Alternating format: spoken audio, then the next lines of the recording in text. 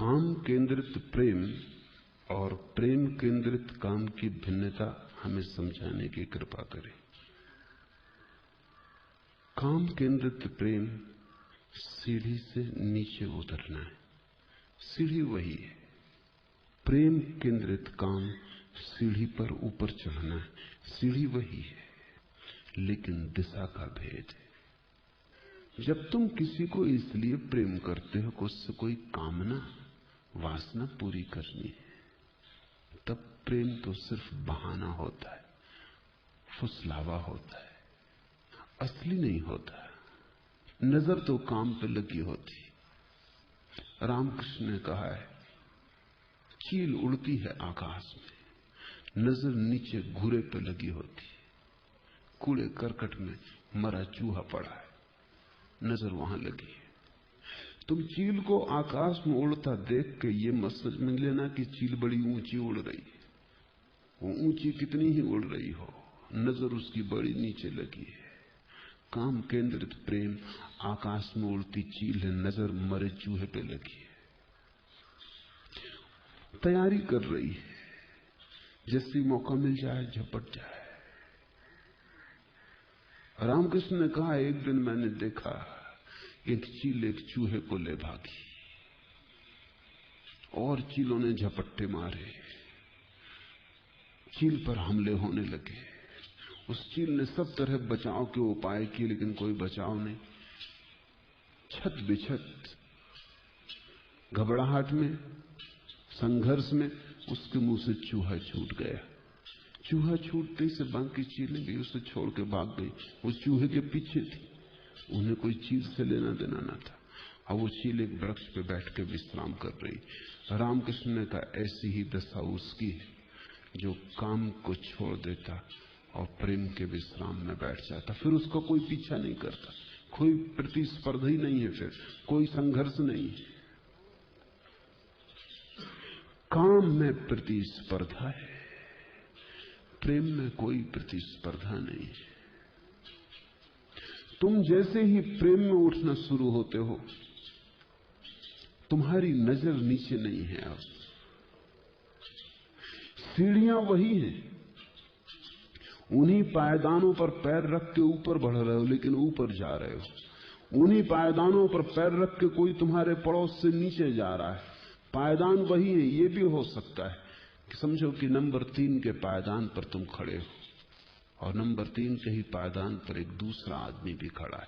तुम दोनों एक ही पायदान पर खड़े हो, लेकिन हो सकता है तुम्हारी अवस्था एक ना हो, क्योंकि वो दूसरा आदमी नीचे की तरफ जा रहा है, तुम ऊपर की तरफ जा रहे हो।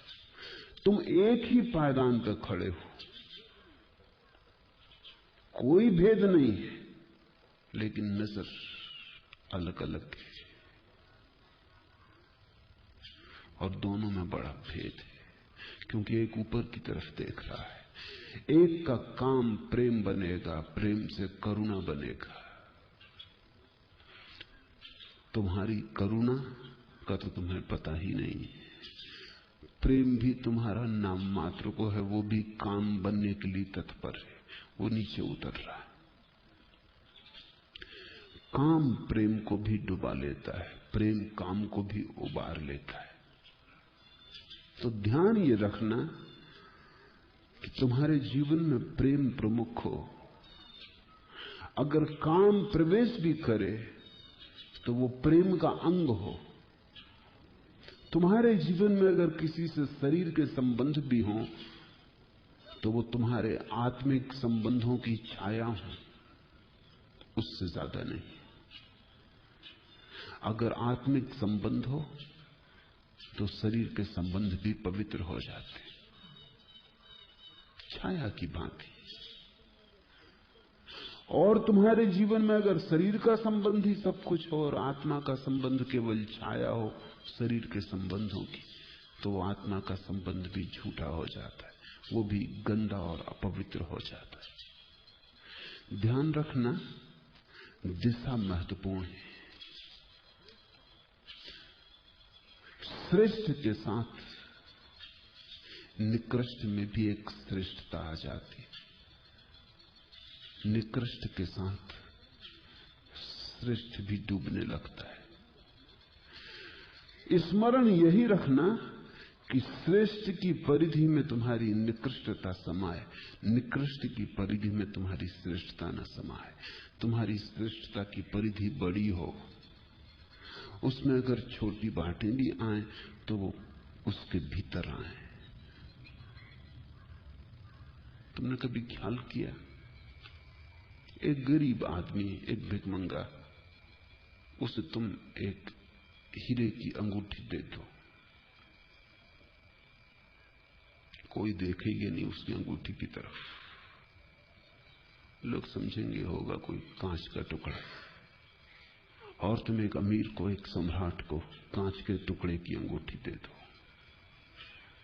और उसकी अंगूठी पर हजारों लोगों की नजर जाएगी, क्योंकि वो सोचेंगे होगा कोई कोहिनूर हीरा।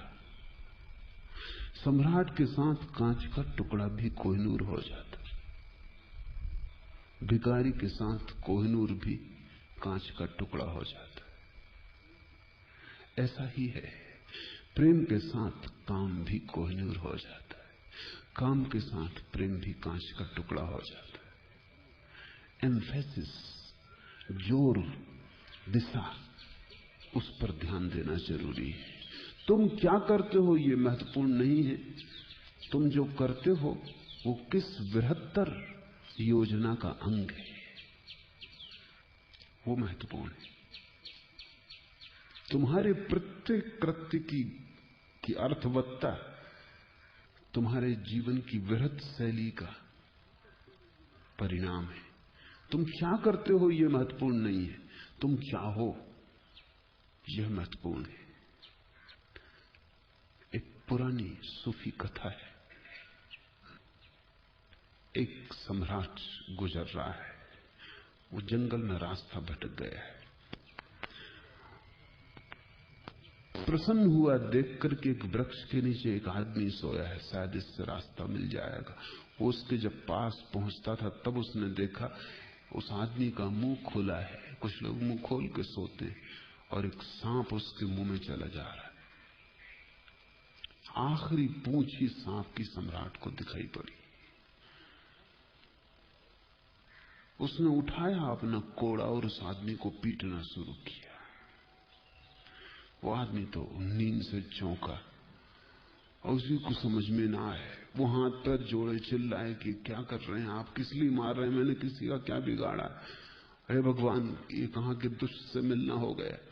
और आदमी बलशाली है, बड़े घोड़े पे बैठा है, शक्तिशाली है, इससे लड़ा भी नहीं जा सकता। और उस सम्राट ने उसको मजबूर किया कि आसपास जो भी गंदे फल पड़े थे, सड़े फल पड़े थे, खाओ। वो मानते ही नहीं है, वो कोड़े लगाया जाता उस आदमी को जबरदस्ती, वो रो रहा है और खा रहा है, और वो सड़े गले हैं, दुर्गंध आ रही है। और उसने उसको इतना पीटा और इतने उसको खिला दिए सड़े फल कि उसे वमन हो गया। वो गिर पड़ा, तो जब उसे वमन हुआ तो उसका सांप उस वमन के साथ बाहर आ गया। जब उसने सांप देखा तब उसी को समझ में नहीं आया कि क्या हुआ। तब उसने सम्राट के पैर पकड़ लिए कि तुम्हारी बड़ी कृपा कि तुमने मुझे मारा और ये गंदे फल खिलाए, लहू लुहान कर दिया मेरे शरीर को। धन्य भाग मेरे, परमात्मा ने तुम्हें ठीक समय पे भेजा, अन्यथा मैं मर जाता। लेकिन एक बात मुझे पूछनी, अगर तुम कह देते कि मैंने सांप खा लिया है या सांप को निगल गया हूं, सांप मेरे भीतर चला गया है, तो मैंने तुम्हें गालियां न दी होती, अभिशाप न दिए होते।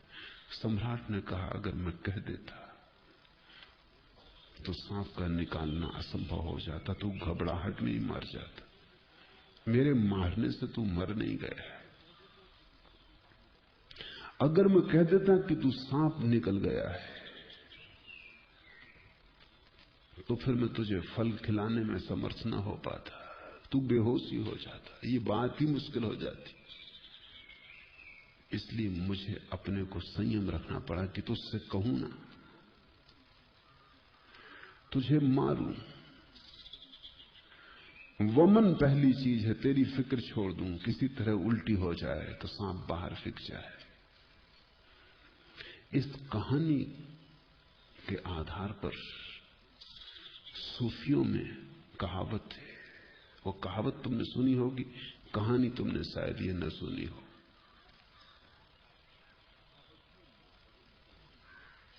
कहावत है, नादान दोस्त से दाना दुश्मन बेहतर। नादान दोस्त से दाना दुश्मन बेहतर। ना समझ दोस्त से समझदार दुश्मन बेहतर। यह आदमी समझदार था, दुश्मन की तरह मालूम पड़ा, क्योंकि दुश्मनी की मारा, लहू लुहान कर दिया, लेकिन समझदार था।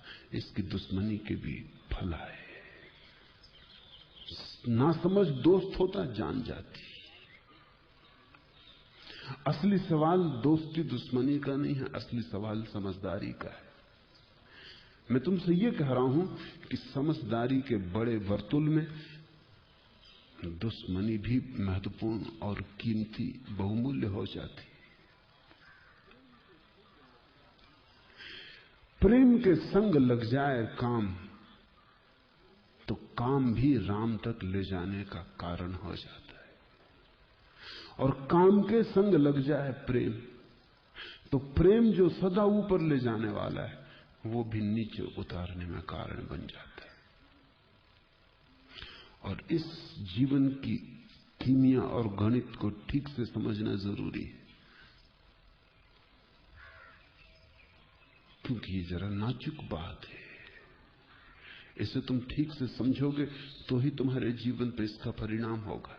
सदा ध्यान रखो, तुम जो कर रहे हो वो किसी बृहत्तर इकाई में किस भांति बैठता है। वो कृत्य तुम जो कर रहे हो वो मूल्यवान नहीं है। बृहत्तर इकाई में उस कृत्य की क्या सार्थकता है, वो कहां ले जाएगा अंततः, वो कहां पहुंचाएगा अंततः, क्या उसका आत्यंतिक परिणाम होगा। फिर कई बार तुम ऐसे कृत्य भी कर सकते हो जिन्हें दूसरे गलत कहेंगे, लेकिन तुम जानते हो वो गलत नहीं है, क्योंकि उनसे तुम एक यात्रा कर रहे हो जो तुम्हें श्रेष्ठ की तरफ ले जाएगी। तब जहर का भी उपयोग आदमी अमृत की तरह कर लेता है।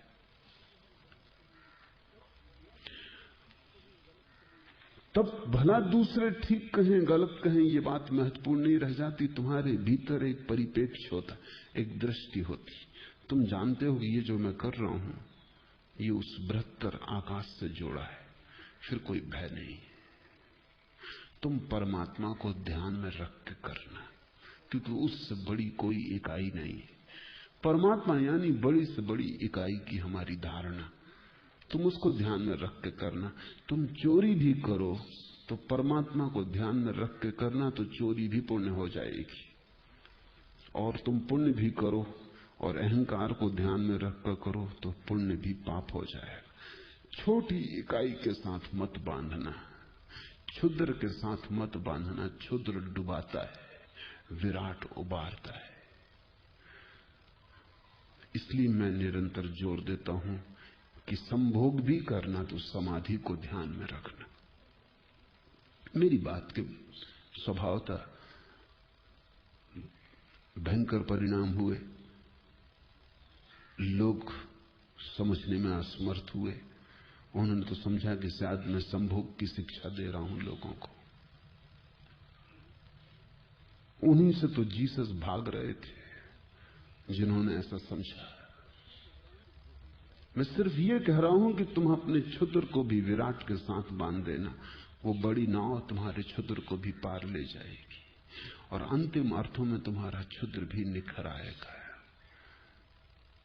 और यही तो जीवन की कला होनी चाहिए कि उसमें क्षुद्र भी निखर आए और पवित्र हो जाए, उसमें बुरा भी शुभ हो जाए, और पाप का भी उपयोग हो जाए, उसे भी फेंकना ना पड़े।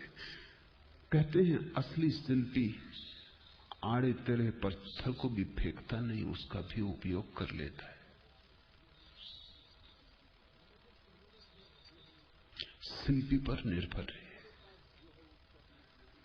और अगर तुम्हारे पास जो है उसका तुम उपयोग नहीं जानते तो तुम आगे कैसे बढ़ोगे? चलना तो वहीं से पड़ेगा जहां तुम हो। संभोग तुम्हारी दशा है, समाधि संभावना है। संभोग से ही एक एक कदम समाधि की तरफ रखोगे तो ही पहुंच पाओगे। अगर तुमने ऐसा सोच लिया कि संभोग और समाधि के बीच कोई सेतु नहीं, तो तुम पहुंचोगे कैसे? निश्चित ही अज्ञान और ज्ञान के बीच कोई सेतु होना चाहिए। क्षुद्र और विराट के बीच कोई सेतु होनी चाहिए, नहीं तो क्षुद्र तो क्षुद्र ही रह जाएगा, फिर विराट तक जाएगा कैसे? तुम और परमात्मा के बीच कोई रास्ता होना ही चाहिए। परमात्मा तुमसे कितने ही दूर हो, लेकिन जुड़ा तो होना ही चाहिए, इतना ही मेरा कहना है। बिना जुड़े तो फिर बात ही खत्म हो गई। तुम कितने ही दूर हो परमात्मा से, लेकिन किसी न किसी तरह से तुम उसके पास भी होने चाहिए, अन्यथा फिर भटकाव का अंत ही नहीं हो सकता। फिर तुम घर कैसे वापस लौटोगे? एक धागा भी जुड़ा रह गया हो तो भी काफी है। बस उतनी मेरा कहना है। समाधि का एक धागा संभोग तक से जोड़ा है। तुम संभोग पर ध्यान मत देना, उस धागे पर ध्यान देना, वही धागा तुम्हें उठा लेगा। एक दिन तुम पाओगे संभोग विसर्जित हो गया, समाधि फलित हो गई। काम में भी प्रेम को खोजना, काम में भी प्रेम पर ही ध्यान देना।